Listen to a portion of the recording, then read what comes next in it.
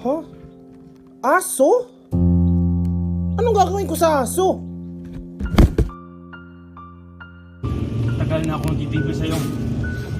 Isa kang salot sa buhay ko, wala kang dinulot kundi gastos, gastos, gastos. Hindi, wag na. Hindi kita alagaan.